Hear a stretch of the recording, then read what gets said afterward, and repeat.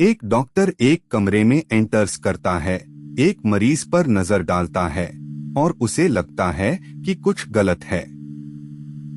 एक भी टेस्ट से पहले, एक भी शब्द से पहले, एक शतरंज के मास्टर बोर्ड को देखता है और बस चाल देख लेता है। आप किसी से मिलते हैं और एक सेकंड के भीतर कुछ अजीब सा लगता है। इनमें से कोई भी यह पूरी तरह से नहीं बता सकता कि उन्हें कैसे पता चलता है, लेकिन उन्हें पता है। और अब एक मशीन भी बिल्कुल यही कर रही है। इस चुपचाप जानने के तरीके का एक नाम है अंतर्ज्ञान, और यह लगभग हर एआई के पीछे का इंजन है जो कुछ भी पहचानता है। आपके फोन का फेस अनलॉक, वह आवाज जो आपके शब्द सुनती है, वह मॉडल जो एक ट्यूमर को पहचानता है जिसे मानव आंख नहीं देख पाती। इनमें से कोई भी नियमों की किताब का पालन नहीं करता। उनके पास एक छवि होती है, एक प्रशिक्षित छवि। लेकिन मशीन से पहले खुद को देखो।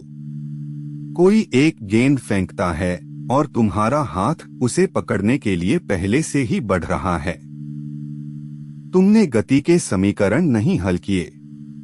तुम हजारों में से एक दोस्त का चेहरा तुरंत पहचान लेते हो। तुमने उसे विशेषता दर विशेषता नहीं तुलना की।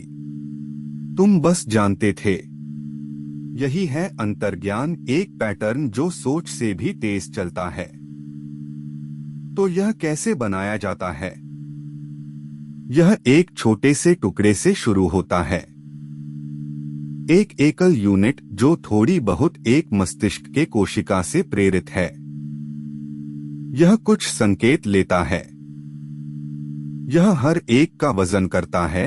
यह ज्यादा महत्वपूर्ण है, वह कम महत्वपूर्ण है। यह उन्हें जोड़ता है। और अगर कुल मिलाकर यह काफी मजबूत है तो यह सक्रिय हो जाता है। यही सब है। एक छोटा सा निर्णय, एक यूनिट अकेला लगभग कुछ नहीं है, लेकिन जब इन्हें परतों में रखा जाता है तो कुछ अद्भुत प्रकट होता है। पहली परत केवल छोटे किनारों को पहचानती है। अगली परत किनारों को आकारों में मिलाती है। फिर की परत आकारों को एक चेहरे में मिलाती है। किसी ने इसे नहीं बताया कि चेहरा क्या है। सरल हिस्से स्टैक्ड होकर समझ में बदल गए।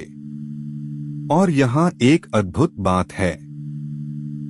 अगर आप ऐसे नेटवर्क को पर्याप्त यूनिट्स दें तो यह खुद को किसी भी पैटर्न के अनुसार मोड़ सकता है। कोई भी वक्र, कोई भी आकार, चीजों के बीच कोई भी संबंध।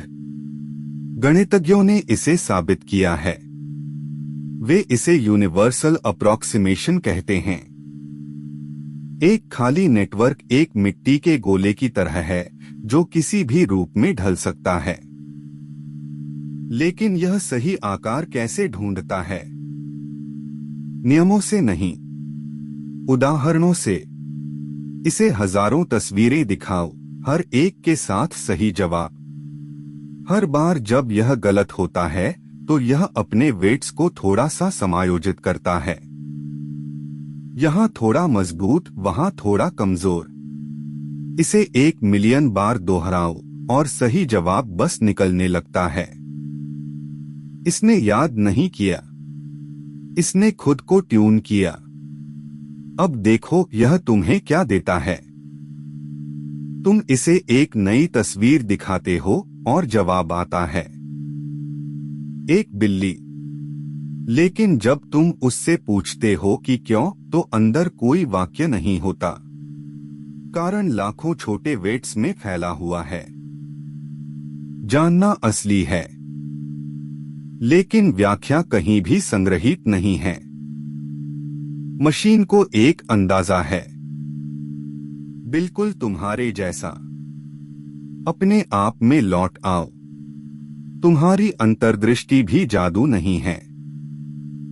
यह सालों के लम्हों का एक पैटर्न है जो बिना शब्दों के सक्रिय होता है। विशेषज्ञ की भावना बस हजारों शांत दोहराव का संकुचन है।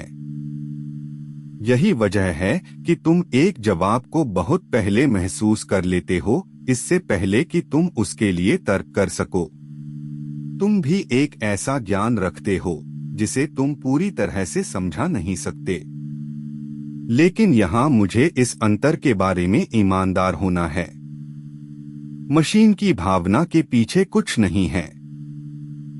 अगर आप कुछ पिक्सल बदल दें तो आप कभी नहीं पहचानेंगे, और यह स्कूल बस को एक स्ट्रॉच कहेगी पूरी आत्मविश्वास के साथ। यह नहीं समझ सकती जब यह असुरक्षित है। आप समझते हैं जब एक भावना कमजोर होती है और आप धीमे हो जाते हैं। मशीन की निश्चितता और उसकी सही होना एक ही बात नहीं है। और फिर भी जो सच है उसे पकड़े रहो। अंतर्ज्ञान कहीं से नहीं आता। मशीन में और शायद तुम में भी यह अनुभव है जो एक ऐसे पैटर्न में संकुचित है जो अपने आप चलता है। एक आभास तर्क की अनुपस्थिति नहीं है। यह तर्क है जो शब्दों के नीचे डूब गया है। तो अगर आप एक चीज याद रखें तो यही रखें, एक पैटर्न है जिसे आप अभी तक नाम नहीं दे सकते। डॉक्टर, मास्टर और मशीन सभी वही कर रहे हैं, डेटा में एक आकार को महसूस करना पहले कि वे इसे स्पष्ट कर सकें। यह पांचवा गुण था, अंतर्ज्ञान। एक पर ध्यान से देखें और आप दूसरे को समझ जाएंगे। मैं आपको अगले में मिलूंगा।